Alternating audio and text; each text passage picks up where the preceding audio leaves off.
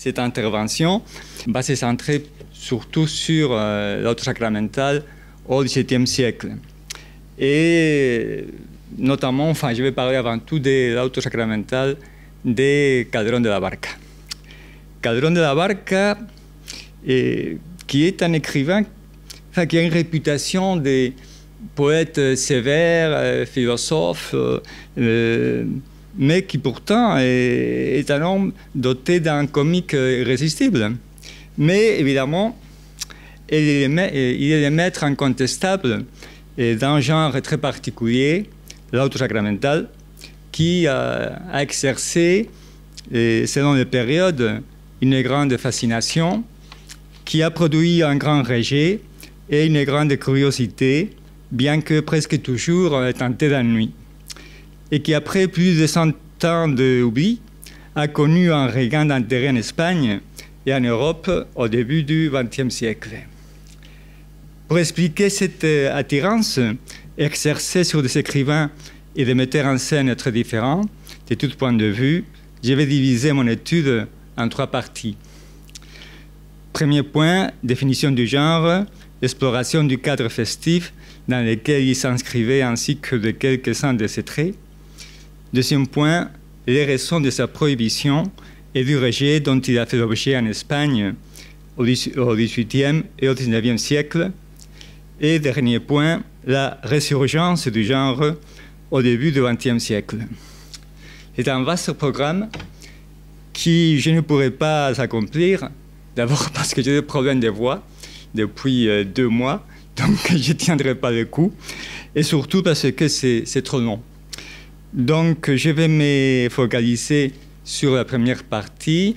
La deuxième a été vraiment très bien étudiée, même en France, depuis les années 1970, et je vais consacrer quelques mots à la dernière partie, c'est-à-dire à la résurrection d'un genre qui est, d'après moi, mort en tant que théâtre. Donc, l'auto sacramental.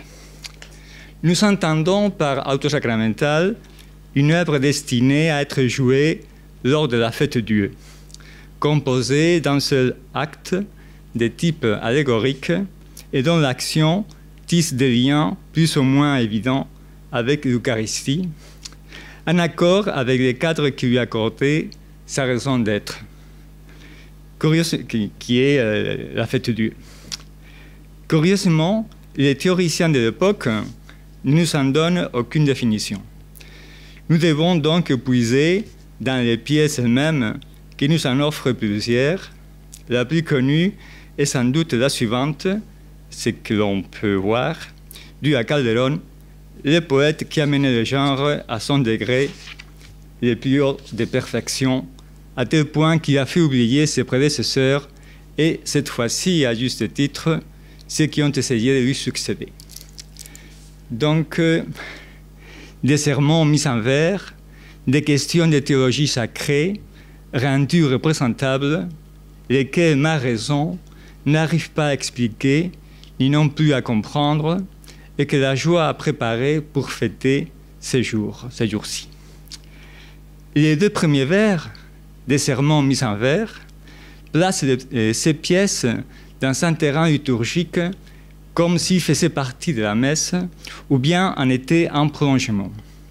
Ce qui est loin d'être une exagération, car la fête Dieu commençait justement par une messe le jeudi, tôt le matin. C'est continué par une procession solennelle composée par les autorités civiles et ecclésiastiques, si l'on songe aux grandes villes, mais truffée d'aspects ludiques. Donc voilà les composantes de la fête Dieu, au moins à Madrid. Ces aspects ludiques, ils sont très importants. Il y a la tarasque, des groupes de danseurs, des musiciens, et puis il y a les comédiens sur les chars qui vont jouer après la procession.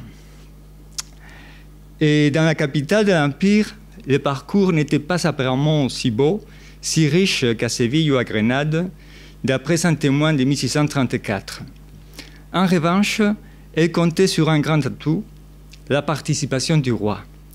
toujours présent pendant le règne de Philippe IV, rendant ainsi visible l'union de l'Église, la monarchie et le peuple, devenus un simple spectateur autour de la foi catholique. De façon inextricable, plaisir et dévotion, religion et politique, les hauts et les bas, se mélangeaient de la même manière qu'il les faisait sur les tréteaux. Car avant et après les sermons, l'ordre sacramental, on entendait bien d'autres choses. Voici les composantes de la fête sacramentelle. Donc il y avait d'abord une loi ou présentation de l'œuvre, un intermède comique, puis la pièce principale, et enfin un autre intermède comique pour clore le tout. Or, comme je l'ai indiqué plus haut, l'action allégorique participait du sermon tout autant que de la théâtralisation du dogme. En fait, il s'agissait de représenter, une année après l'autre, l'histoire de la rédemption, la tentation, la chute et le rachat, toujours possible pour les brebis égarées, pour vous qui croient en son Sauveur et obéissent à son Église. Car en dehors d'elle, en dehors de l'Église, point de salut. Afin de varier leurs intrigues et d'éviter la lassitude, le poète avait recours aux associations allégoriques les plus variées, de telle sorte que le Christ pouvait apparaître sous la forme d'un pèlerin, d'un jeune berger, mais aussi comme un arbre étrange, un personnage de la mythologie, ou même comme Charlemagne. Pour ne pas parler des pièces dites de circonstances, où l'on confondait le roi des cieux avec l'un des souverains de la maison d'Autriche. On voit souvent se déployer des actions au caractère très belligérant, consistant en un combat entre l'Église et ses ennemis, les autres religions. Les dialogues fournissaient maintes explications afin de rendre accessible l'allégorie, qui se devait d'être à la portée de quiconque pour ne pas empêcher la compréhension de ces grandes lignes, car saisir le sens de son ensemble était réservé à une minorité. Songeons ne serait-ce que à la langue si proche de celle des prédicateurs précieux, qui cherchent l'admiration du récepteur, lettré, plus que les simples docere des fidèles. De plus, l'insertion de l'ingrédient dogmatique abstrait constituait un redoutable exercice obligé, rendant, sinon la pièce tout entière, au moins certains passages, notamment chez Calderon, arides et rébarbatifs.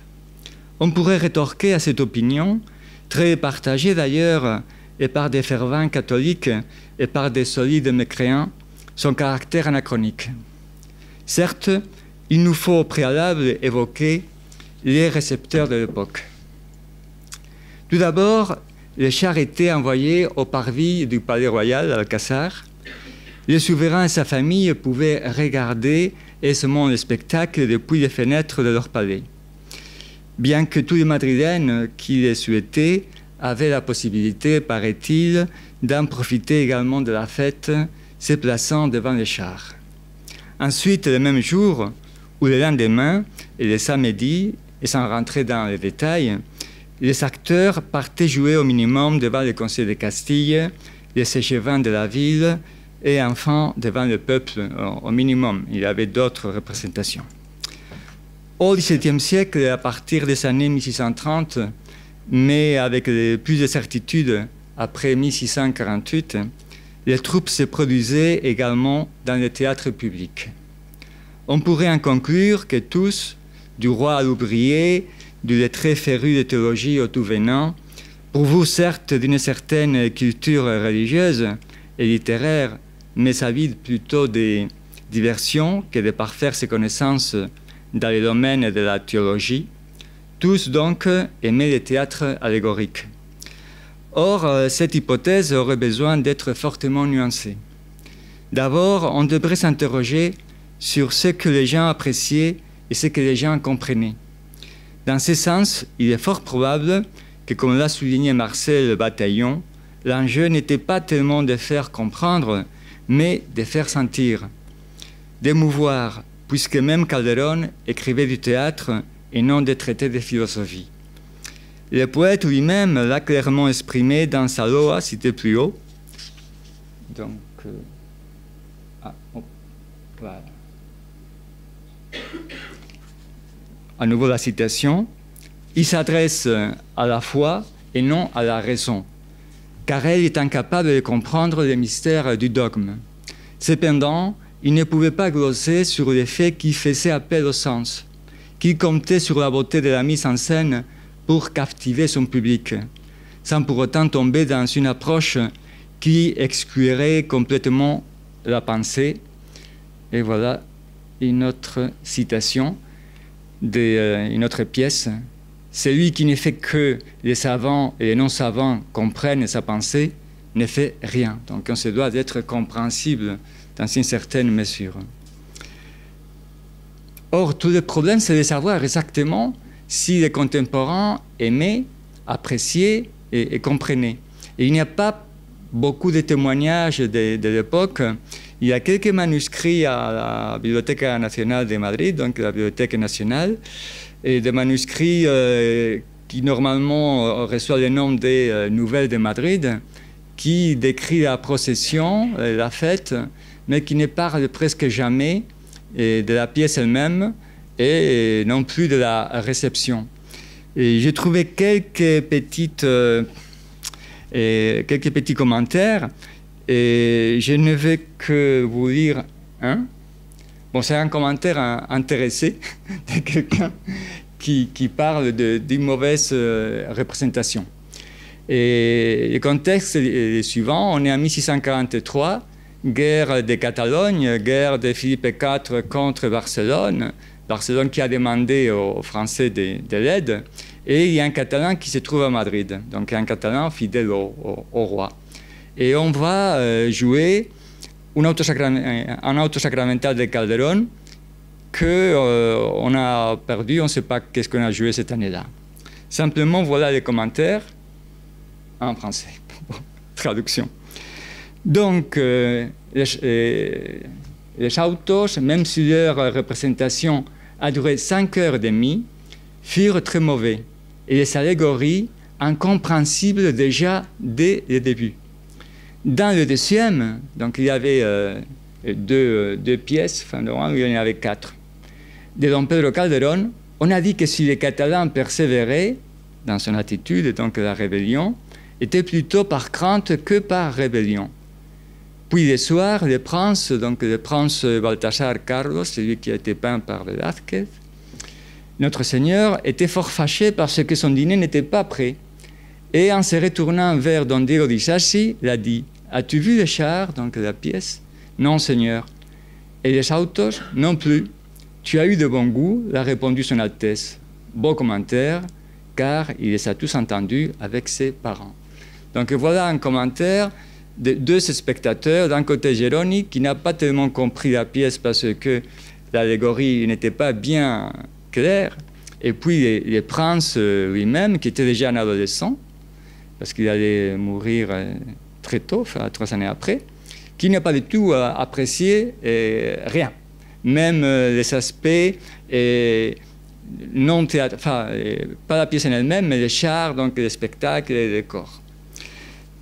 Le problème, c'est que justement, ce n'est qu'un commentaire qui, d'ailleurs, il est très peu cité. Je l'ai retrouvé il y a quelques années, mais un peu tard.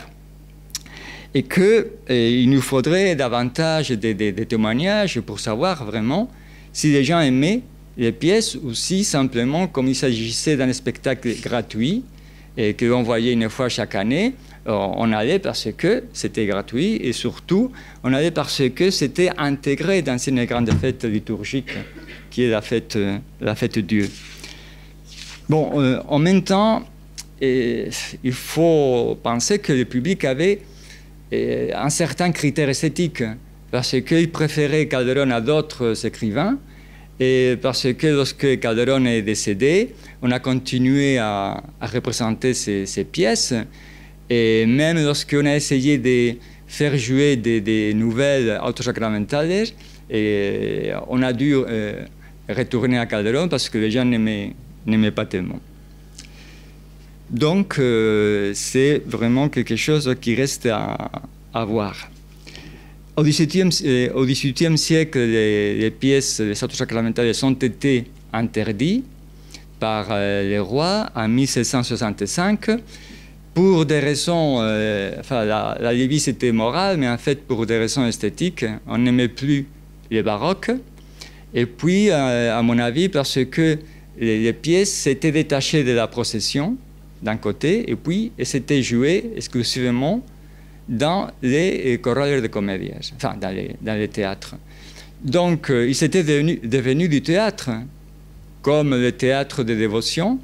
Et justement, lorsqu'on a interdit les autos sacramentales, il n'y a pas eu de protestation. Le public a continué à voir d'autres pièces très spectaculaires, des pièces de magie, des pièces militaires.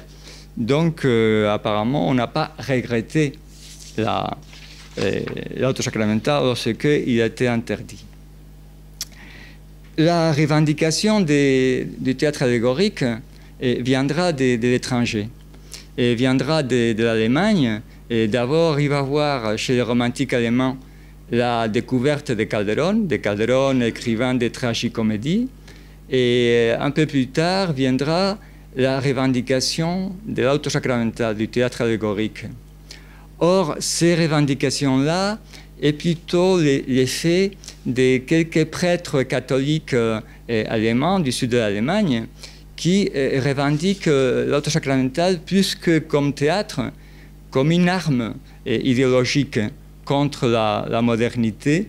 Et d'après Manfred Stiess, qui est un chercheur allemand qui a étudié beaucoup la réception de Calderón.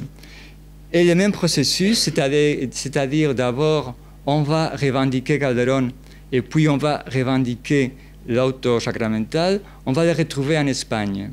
Et en Espagne, on commence, c'est également le romantique au début du XIXe siècle, on commence à revendiquer Calderón pour des raisons plutôt nationalistes. Et après, au milieu du XIXe siècle, on va publier finalement une compilation de pièces allégoriques accompagnée d'un prologue très intéressant, González Pedroso, où il y aura une revendication d'un côté idéologique, c'est-à-dire un théâtre catholique face à l'Europe, ou bien protestante, ou bien laïque, mais en même temps, on commence à défendre la beauté de ces pièces. Or, ces défenseurs, en même temps, ne cachent pas un certain nombre de réticences qui vont rejoindre les critiques qui avaient été faites au XVIIIe siècle. C'est-à-dire que, voilà, ça c'est González Pedroso, et on défend un genre, mais on est conscient, ou tout au moins on pense que c'est un genre qui appartient au passé, qu'il est impossible de faire revivre en tant que théâtre. Il faut revendiquer ces pièces, il faut les relire, mais il est impossible de les faire jouer. C'est plus ou moins ce que l'on peut conclure. Et voilà cette citation, González Pedroso. Menéndez y Pelayo est encore plus dur par rapport à l'esthétique des pièces. Et justement, l'une des critiques adressées à l'auto sacramental vient du fait que l'auto sacramental a besoin de s'expliquer. Il est tellement difficile de comprendre l'allégorie d'une pièce de Calderón que le texte se doit d'être métathéâtral. Et de temps en temps, l'action s'arrête ou bien au début et on nous explique l'enjeu, on nous explique qui est le personnage et qu'est-ce qui va se passer.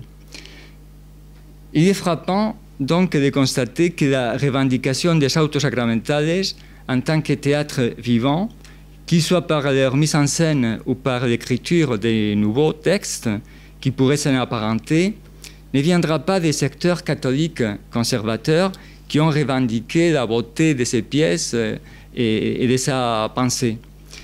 Et ces secteurs catholiques qui regardaient avec nostalgie vers l'Empire espagnol. Ceci s'adonnait à une défense plus ou moins agressive envers les attaques provenant de l'Europe protestante ou laïcisée. allait jusqu'à faire la louange de Calderón de la Barca, poète de l'Inquisition, idée que j'ai eu l'occasion de discuter, mais sans songer à sortir ces pièces des bibliothèques. La tâche reviendra aux dramaturges innovateurs, voire de gauche. Toutefois, la résurrection adviendra d'abord à nouveau en terre germanique, et cette fois-ci, c'est l'Autriche, et plus précisément à Salzbourg, où Max Reinhardt mettra en scène en 1922 une version de Les Grands Théâtres du Monde intitulée Les Grands Théâtres du Monde de Salzbourg, écrite par Romain Stahl. 5 années plus tard, Les Grands Théâtres du Monde sera joué à Grenade avec la participation de Manuel de Falla, on a déjà parlé hier, qui allait composer la musique qui accompagne les dialogues.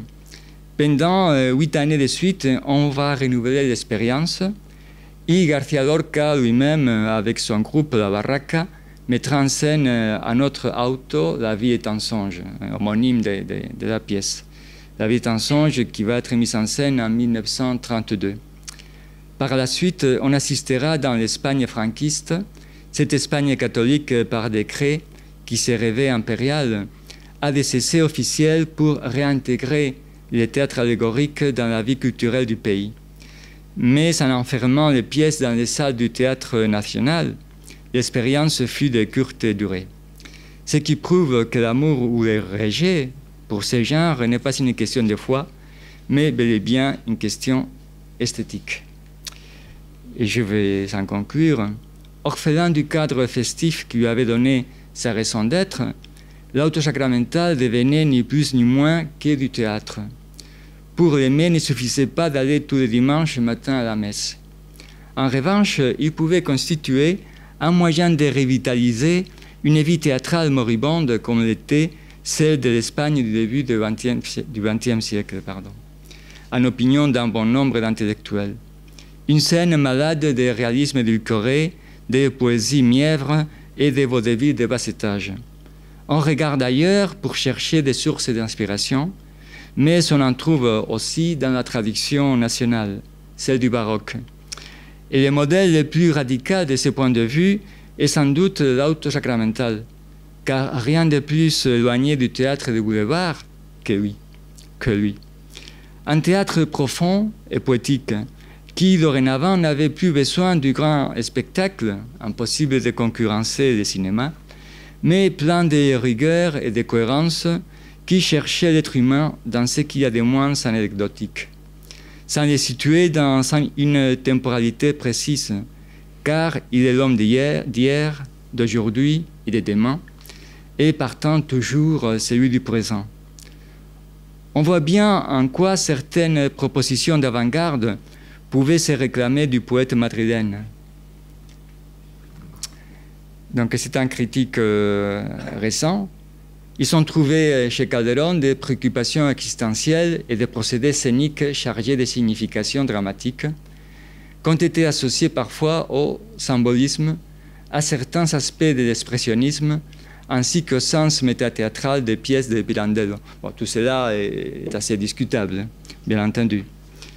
Et on devrait ajouter une langue riche de sens, pleine de force de musique, dont le seul héritier digne, Valle-Inclán, était copieusement boudé par le public. Mais ce qui avait bien compris, Claudel, même si les liens avec l'auto se prêtent à discussion, Alberti, qui dans son Homme inhabité renoue directement avec l'allégorie totale, ou Camus dans son état de siège, tous ces trois que je prends comme exemple ne vont pas refaire des autos sacramentales, ce qui serait forcément voué à l'échec esthétique. Je ne parle pas d'échec du public, à mon avis. Pour les mêmes raisons que nous avons du mal à les aimer, los autos, sans réserve, qui vont au-delà de celles émises par González Pedroso et Meléndez y Pelayo, concernant leur technique. Car les autos, les vrais, nous réconfortent avec des vérités qu'il faut accepter sans discuter. Nous rassurent tant que nous nous y soumettons. Crois, obéis et tu seras sauvé. Enfin, ils renforcent les liens d'une communauté au prix de l'exclusion de ceux qui ne partagent les mêmes credos.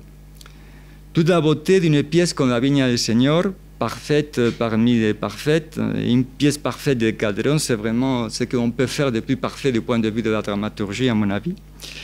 Donc ces pièces-là, une autre sacramentale de la dernière période de Calderon, est troublée par l'intransigeance de celui qui pense être en possession de la vérité. Bien entendu, cette prétention est, hélas, la mieux partagée du monde. Merci.